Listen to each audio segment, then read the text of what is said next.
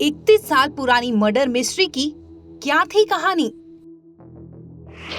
कैसे बेटी के रिश्ते में पिता की चढ़ी थी बलि? कैसे साल 1994 का एक केस का खुलासा साल 2024 में आकर एक बीमारी से हुआ? आखिर क्यों 31 सालों तक एक मुजरिम को ढूंढने में नाकाम रही दिल्ली पुलिस? क्या है 31 साल पुराने केस की रहस्यमयी कहानी, जिसमें मुजरिमों की फौज ने पुलिस के शातिर प्लान का पूरा खेल ही पलट दिया? कहते हैं जो डर गए वो घर गए, मगर इस कहानी में जो डरे वो तो भागे और बस भागते ही रहे। एक गांव में कैद एक छिपी छिपाई मर्डर मिस्ट्री और 31 सालों से फरार उस कातिल की अनकही दास्तां। कहानी दिल्ली के भिड़ौरा गांव के साल 1993 से शुरू हुई थी, जहां गांव में नरेला के सेक्टर 10 के डीडीए फ्लैट में श्री बाबूलाल नाम के एक आदमी अपने परिवार के साथ खुशी खुशी रहा करता था।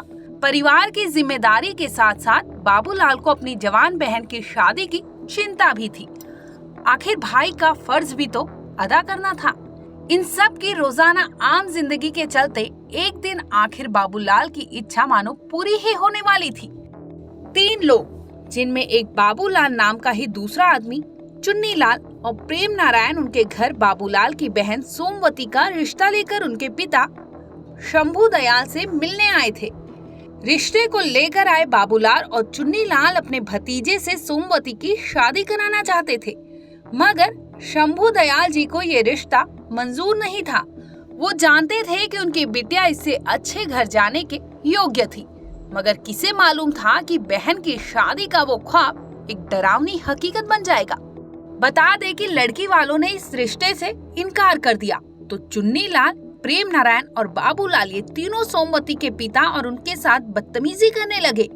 इतना ही नहीं, वो शंभू दयाल के साथ मारपीट भी किए थे। घर आए मेहमान उस शाम चले तो गए, मगर फिर सीधा पुलिस की गिरफ्त में ही लौटे। दरअसल उसी दिन शाम को आरोपियों ने शंभू दयाल को घर से निकलते वक्त रास्ते में रोककर उन्हें पीट कर मौत के घाट उतार दिया था। जिसके बाद 18 सितंबर साल 1993 को सुबह 7 बजे के आसपास शंभू दयाल का शव झुग्गी के पास मिला था, जिसके बाद गांव में कोहराम मच गया। मामले की सूचना पुलिस को दी गई थी।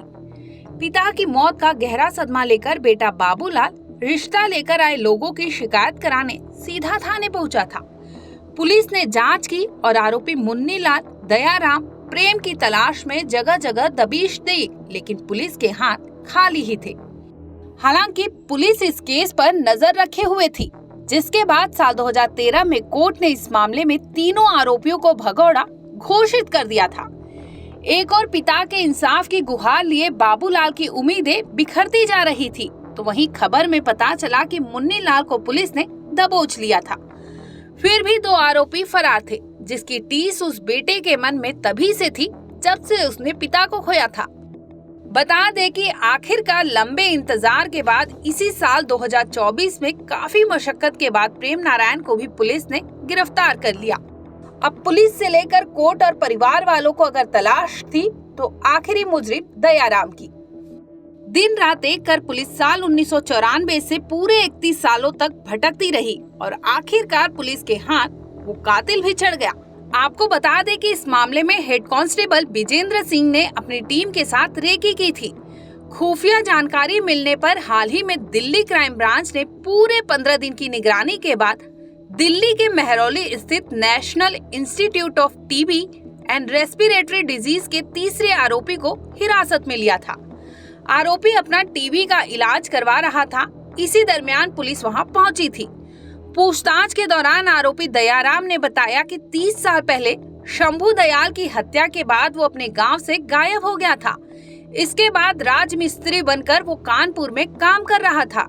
आरोपी ने बताया कि पुलिस से बचने के लिए दयाराम मोबाइल का इस्तेमाल भी नहीं किया था, यहाँ तक कि वो अपने परिवार के लोगों से भी फोन पर संपर्क नहीं करता था, जिसकी वजह से दिल्ली पुलिस को उस तक पहुँचने में इतना लंबा समय लगा। फिलहाल इस मामले में सभी आरोपी को पुलिस ने हिरासत में ले लिया है। आगे की कार्रवाई की जा रही है। ब्यूरो रिपोर्ट, क्राइम तक।